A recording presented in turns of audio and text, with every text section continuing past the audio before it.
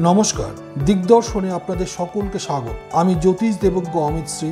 আজকে অগস্ত্য যাত্রা নিয়ে আলোচনা করব। কি এই অগস্ত্য যাত্রা? অগস্ত্য যাত্রা কাকে বলে? কেন একে অগস্ত্য যাত্রা বলা হয়েছে? অগস্ত্য যাত্রা হিসেবে আমরা কোন দিনটিকে পালন করি? কোন দিনটি আমাদের কাছে অগস্ত্য যাত্রা? কাহিনীর সূত্রপাত নারদ মুনির হাত ধরে।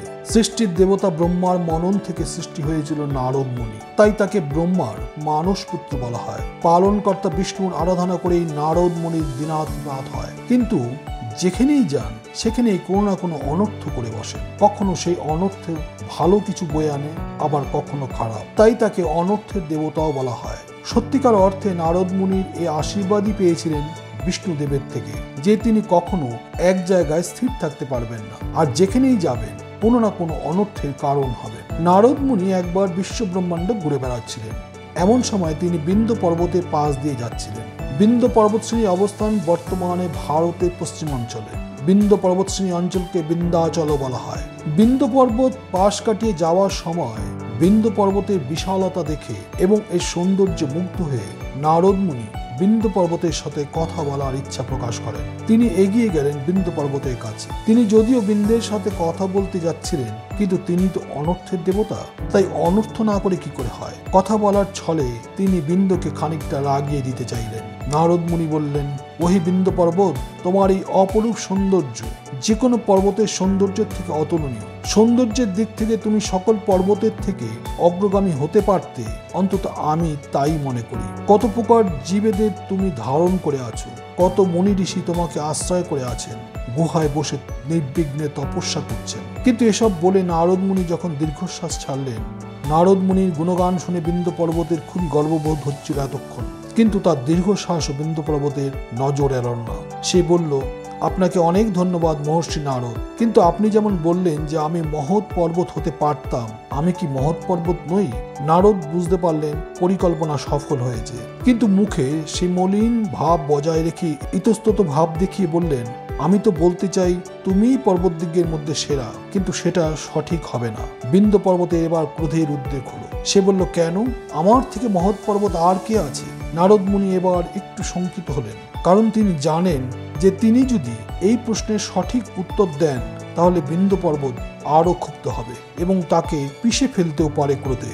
কাজেই নিজের পিঠ বাঁচিয়ে তিনি বললেন, ওহে মহৎ পর্বত, আমি এ কথা বলতে পারবো না তোমাকে, কিন্তু তুমি সূর্যের অনেক কাছাকাছি আছো, তাকে জিজ্ঞাসা করো সে কোন পথে যাতায়াত করে, তাহলেই তুমি তোমার প্রশ্নের উত্তর পেয়ে যাবে। এই বলে নারদ মুনি তাড়াতাড়ি সরে পড়লেন সেখান থেকে। নারদ মুনির কথা অনুযায়ী ক্রোধান্বিত বিন্ধ্য সূর্যকে আহ্বান করল। সূর্যদেব তখন অস্ত যাচ্ছিলেন। বিন্ধ্য এতটাই ক্রুদ্ধ ছিলেন যে সূর্যদেবকে প্রণিতিপাত পর্যন্ত করলেন না, বরং রাগান্বিতভাবে জিজ্ঞাসা করলেন, সূর্যদেব, আপনার যাত্রাপথের বিবরণ দিন আমাকে এখনই। সূর্যদেব নারদ মুনি অনর্থের ব্যাপারে কিছুই জানতেন না, তারপরেও বিন্ধ্যের রাগান্বিত চেহারা দেখে বলে দিলেন, আমি তো প্রতিদিন পূর্ব থেকে শুরু করে পশ্চিম দিকে যাত্রা করি, এরপর মরু পর্বতের পাশ কাটিয়ে শেষে অস্ত যাই। তখন বিন্ধ্য বলল, আচ্ছা তাহলে মেরু পর্বতে সেই পর্বত? কোথায় মেরু পর্বত? সূর্যদেব এবার আরো শঙ্কিত হয়ে বললেন, স্বয়ং ব্রহ্মদেব মেরু পর্বতে থাকেন এবং এটি এতটাই উঁচু যে তার পাশ দিয়ে যাওয়া ছাড়া আমার আর অন্য কোনো পথ নেই। সূর্যের কথা শুনে বিন্ধ্য বলল, কিন্তু আপনি আমার পাশ দিয়ে তো যান না, আমি কি ততটা গুরুত্বপূর্ণ নই? শুনে সূর্যদেব বললেন, না বিন্ধ্য, তা ঠিক নয়। মেরু অনেক উঁচু এবং সৃষ্টির আদি থেকে আমার যাত্রাপথ একই ছিল, এখনো যেমন আছে। এই বলে সূর্যদেব আর বেশি অপেক্ষা না করে অস্ত চলে গেলেন। এদিকে বিন্ধ্য তখন রাগে ফুঁসছে। মেরু পর্বত তার থেকে উঁচু এবং তার থেকে গুরুত্বপূর্ণ, একথা একদম মেনে নেওয়া যায় না। শেষে বিন্ধ্য সিদ্ধান্ত নিল সে নিজেকে মেরুর থেকে গুরুত্বপূর্ণ প্রমাণ করে দেখাবে। এই ভেবে সে নিজের উচ্চতা বৃদ্ধি করতে শুরু করলো। তাকে মেরু পর্বতের থেকে উঁচু হতে হবে। এদিকে বিন্ধ্যের এই উচ্চতা বৃদ্ধির কারণে পৃথিবী হয়ে পড়ল ভারসাম্যহীন, যা মানুষ ও দেবতা উভয় পক্ষের জন্যই হয়ে উঠল সমস্যার কারণ। বিন্ধ্যকে থামানোর উপায় না পেয়ে শেষে দেবরাজ ইন্দ্র এলেন মুনি অগস্ত্যের কাছে।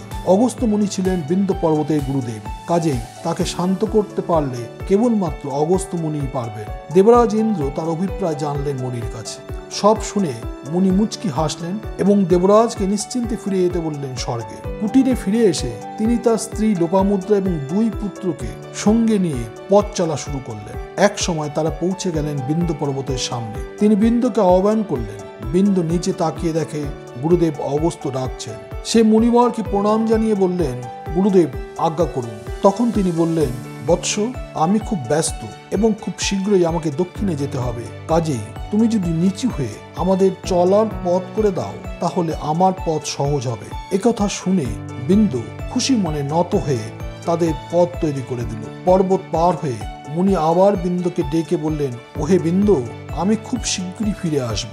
কাজেই আমি না আসা পর্যন্ত তুমি এভাবে থেকো, তাহলে তোমার আবার কষ্ট করে নত হতে হবে না এবং আমাকেও তোমাকে ডাকার জন্য অপেক্ষা করতে হবে না। বিন্দুর কথার গুরু অর্থ ভালোভাবে বুঝতে না পেরেই তাকে বলল, যথা আজ্ঞা গুরুদেব, আপনি না আসা পর্যন্ত আমি এভাবেই থাকবো। অগস্ত্য মুনি মুচকি হেসে সেই দিন দক্ষিণে চলে গেলেন, আর ফিরলেন না। কথিত আছে, অগস্ত্য মুনি দক্ষিণে কিছু দূর এগিয়ে যোগ বলে আত্মবিসর্জন দেন, আর বিন্দু মুনির অপেক্ষায় নত হয়ে থাকলো। ফলে পৃথিবীতে আবার ভারসাম্য ফিরে এলো। অগস্ত্য মুনি আর ফিরলেন না। তাই বিন্দু গুরুর কথা রাখতে আজও নত হয়ে আছে। যেহেতু এই দিন ছিল ভাদ্র মাসের 1 তারিখ, তাই ভাদ্র মাসের 1 তারিখকে বলা হয় অগস্ত্য যাত্রা। এরপর থেকে এই দিনে কোনো ব্যক্তি ঘর থেকে যাত্রা করে না। এই ছিল আজকের ভিডিও। যদি ভিডিওটি ভালো লাগে অবশ্যই বন্ধু বান্ধব আত্মীয় স্বজন সকলের সঙ্গে শেয়ার করুন, লাইক করুন, কমেন্টস করুন। ভালো থাকবেন, সুস্থ থাকবেন। আবার দেখা হবে পরবর্তী ভিডিওতে। নমস্কার।